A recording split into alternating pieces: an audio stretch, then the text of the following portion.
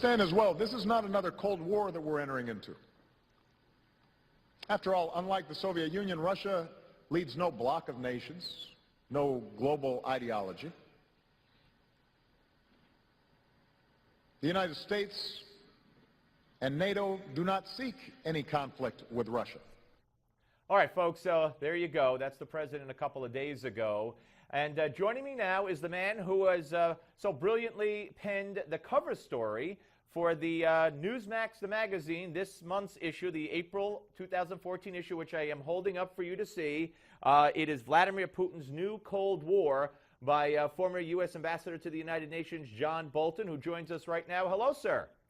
Hello, glad to be with you. Thanks for having me. My pleasure. And I know you're doing this with the stuffy nose of a cold and all, and I really appreciate it. So, how wrong, I don't know, you phrase it, you label it, embarrassing, naive, disgraceful was the president's remarks concerning Russia? Well, it was really, that speech that you referred to is really, I thought, very revealing of Barack Obama's view of the world. And the thing that seemed to upset him most about Vladimir Putin sending military forces into the Ukraine was that it violated international law. And he said that's just not the way things are done in the 21st century. You know, in Moscow, they must sit and listen to that and just shake their heads. And not just in Moscow, in Beijing, in Tehran, in Pyongyang, and in terrorist camps all around the world. The president is so out of touch with what's going on that it's not at all surprising our response to this Russian aggression, let's call it what it is, has been so feckless. The only thing you can say on Barack Obama's behalf is that the European response is just as bad. Obama and the Europeans are peas in a pod on this one. Well, you know, Obama did go on to say in that speech, Mr. Ambassador, that, you know, NATO would respond if Russia tries aggression against one of our allies in the Baltic region. And I've had varying opinions from varying people about what the likelihood of that military force would actually be. What do you think? How do you read it? If, God forbid, Putin did try to poke us in the eye, at us being NATO, and test us, what would happen?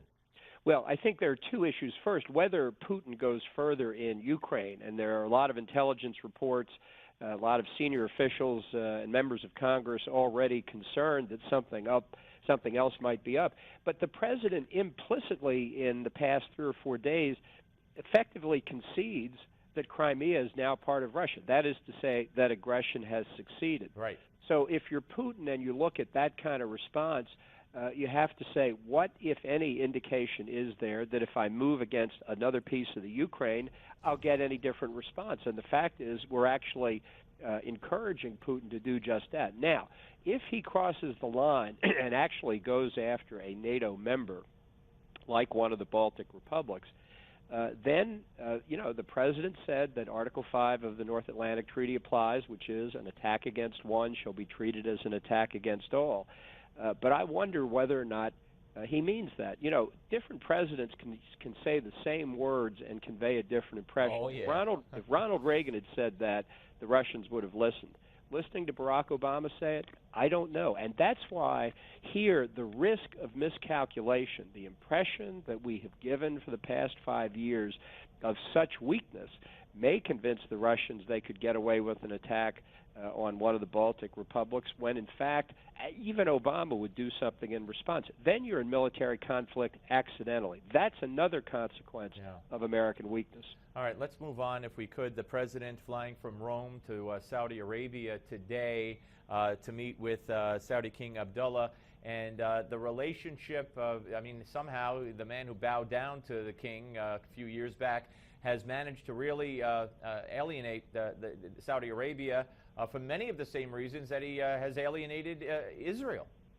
No, it's unbelievable. As one wag, I wish I could take credit for having said this first, but nobody has done more to bring Israel and Saudi Arabia closer together than Barack Obama, because of his failed policy in dealing with the Iranian nuclear weapons program. The Saudis, the Kuwaitis, the United Arab Emirates, other Arab states friendly to the United States are pulling their hair out at the risk of a nuclear Iran. And Obama, it's long overdue for him to try and explain what his policy is.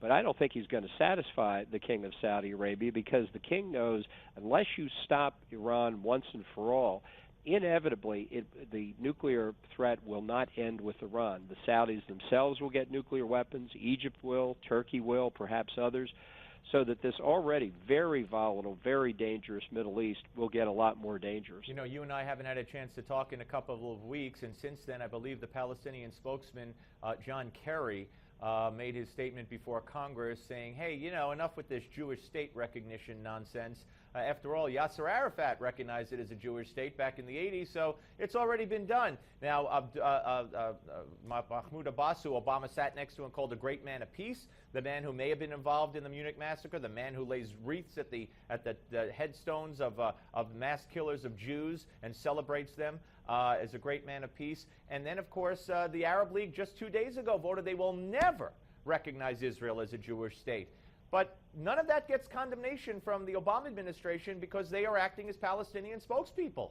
Yeah, and there's another report that Palestinian representatives have gone to meet with the Taliban this week. That's certainly another encouraging development. Well, it must be the good Taliban as opposed to the bad Taliban. That's right. You're exactly right. You know, look, this is another example. The administration has a blind faith in negotiation. They think if you can create a Palestinian state, that peace will break out in the Middle East, without regard to what kind of Palestinian state. Will it be a terrorist state like Hamas control in the Gaza Strip, or will it be a responsible representative government, of which we have, unfortunately, no indication of that happening?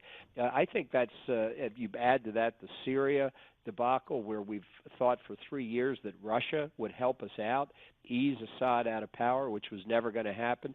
I mean, the administration's policy all over the Middle East is in complete meltdown at the moment. And of course, I'm no genius, but nonetheless, as soon as I heard the story of the Egyptian court finding over 500 people guilty of murder of a police officer, and they were all Morsi supporters, I said, let's start a stopwatch and see how long it takes the Obama administration to react and blast that decision. And sure enough, they sent a female from the State Department out to blast that decision. They would love to see Morsi. I know it's not going to happen, but they, in their world, the Muslim Brotherhood in power anywhere is a good thing.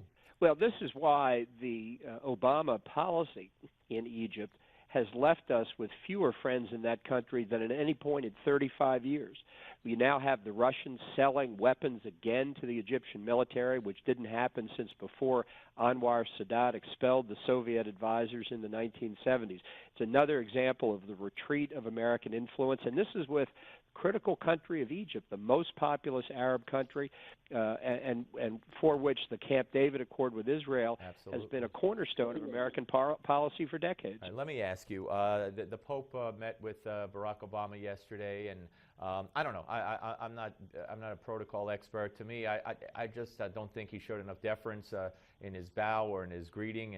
But that's just me. But I want to move on to substance. The Vatican has been putting out from yesterday, from right after the meeting, that they discussed religious freedom in America as it applies to the Affordable Care Act, etc.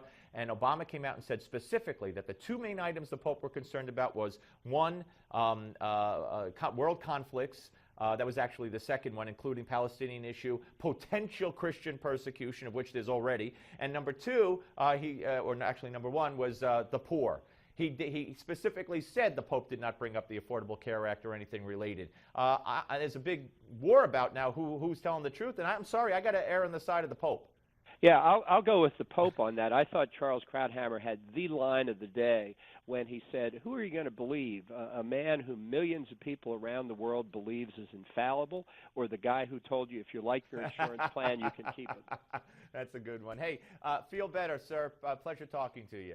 Thanks for having me on. My pleasure. That's Ambassador John Bolton, former U.S. Ambassador to the United Nations, scholar at the American Enterprise Institute, fellow, I presume. And, of course, I shamelessly hold this up again, not just to plug Newsmax, the magazine, because I'm Newsmax, but because it's a brilliantly written piece, as you might expect, from the great John Bolton, Vladimir Putin's new Cold War, the cover story on the April edition of Newsmax, the magazine. All right, when we come back, you know it, you love it, it's the panel.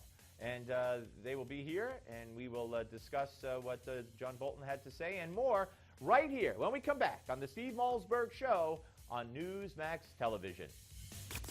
The Steve Malzberg Show. Tonight.